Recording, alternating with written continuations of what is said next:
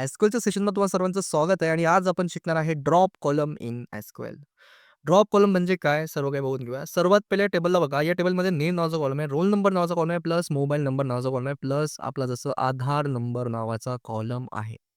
So जर तुम्ही बारीकीने बघितलं तर सर्वात सेन्सिटिव्ह डेटा तुम्हाला कोणता वाटतोय? नेम नावाचा वाटतोय का? नाही. रोल नंबर नावाचा वाटतोय का? नाही. मोबाईल नंबर नावाचा वाटतोय का? नाही. आधार नंबरवाली जी इन्फॉर्मेशन आहे ही खूप सेन्सिटिव्ह आहे. आणि मी काय ठरवलं मला या कॉलमला डिलीट करायचं आहे. आणि तेव्हाच आपण यूज करतो बघा ड्रॉप कॉलम इन एसक्यूएल. म्हणजेच की आपल्या टेबलमधला कोणता पण कॉलम जर तुम्हाला डिलीट करायचा असेल, तर त्यासाठी आपण ड्रॉप कॉलम नावाची कमांड यूज करतो. आणि जर तुम्हाला एखादा कन्स्ट्रेंट पण ड्रॉप करायचा असेल एखादा कॉलमचा, तर त्यासाठी पण आपण कमांड यूज करतो, जे की आपण समोर शिकणार आहे. सो काय करतो मी तुम्हाला सिंटॅक्स बरोबर समजून सांगतोय. सो सिंटॅक्स असं असणार आहे बघा, तुम्हाला लिहायचं आहे अल्टर टेबल नंतर आपल्या टेबलचं नाव आणि नंतर ड्रॉप कॉलम आणि आपल्या कॉलमचं नाव. सिंपल आहे एवढंच आहे बघा. आणि आपण आपल्या टेबलमधला कोणता पण कॉलम रिमूव्ह करू शकतो. सो आपण काय करणार प्रॅक्टिकल आपल्या MySQL कमांड लाईनमध्ये सर्व काही समजून घेऊया. जसं आपण आपल्या MySQL कमांड लाईनमध्ये आलोय, इथे बघा आपले जसे टेबल्स आहेत खूप सारे. सो मी काय करतोय सर्वात पहिले एखाद्या टेबलचा डेटा रिट्रीव्ह करतोय म्हणजेच की काय करतोय जसं सिलेक्ट करतोय. सिलेक्ट स्टार फ्रॉम आपलं जसं स्टुडंट डिटेल्स नावाचा हा आपला एक टेबल आहे. सेमीकोलन आता एक्झिक्यूट करतोय बघा आपल्याकडे खूप सारा डेटा आहे.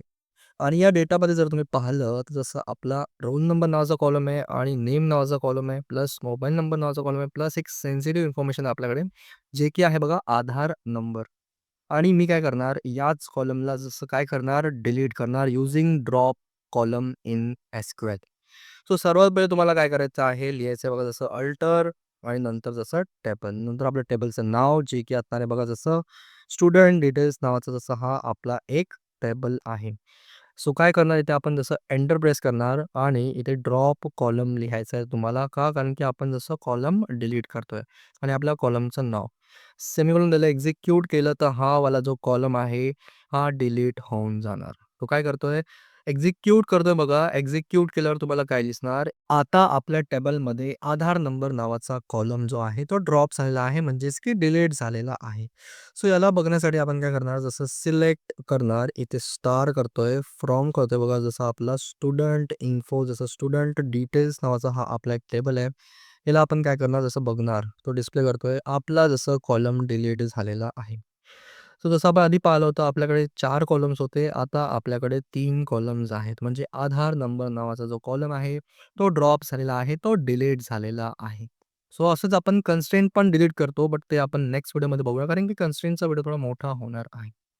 राइट आणि तसंच जर एखादा दुसरा कॉलम आपल्याला डिलीट करायचा असेल, समजा मला काय करायचं आहे, मला मोबाईल नंबर नावाचा कॉलम डिलीट करायचा आहे. सो मी काय करतोय, जसं अल्टर टेबल नावाची कमांड लिहिणार फ्रॉम जसं स्टुडंट डिटेल्स एंटर करतोय आणि त्यानंतर लिहिणार जसं मी आपलं ड्रॉप कॉलम नावाची कमांड आणि इथे आपल्या कॉलमचं नाव जे की आहे बघा जसं मोबाईल नंबर ज्याला आपण मी ड्रॉप करतोय. सेमीकोलन देतो एक्झिक्यूट करतोय बघा जसं इथे आपला जो कॉलम आहे तो डिलीट झालेला आहे. आता जर आपण या टेबलला बघितलं जसं select star from student details तर आपल्याला 2च कॉलम्स दिसत आहे. म्हणजे आपण काय केलंय, आपण कॉलम डायरेक्टली डिलीट केलेला आहे. Right guys. सो असंच आपण ड्रॉप कॉलम नावाची कमांड यूज करतो आणि जर तुम्हाला कुठे काही डिफिकल्टी आली असेल, तर मला कॉमेंट सेक्शनमध्ये कळवा. संपवतो या सेशनला आणि नेक्स्ट सेशनमध्ये आपण समजणार, की आपण जसं कन्स्ट्रेंट वगैरे कसं रिमूव्ह करतो आणि कन्स्ट्रेंट रिमूव्ह करताना काही ना काही आपल्याला प्रॉब्लेम्स येतात. तर ते आपण कसे सॉल्व्ह करतो. तर भेटतो मी तुम्हाला नेक्स्ट सेशनमध्ये. संपवतो या सेशनला. भेटूया बघा आपण आपल्या नेक्स्ट व्हिडिओमध्ये.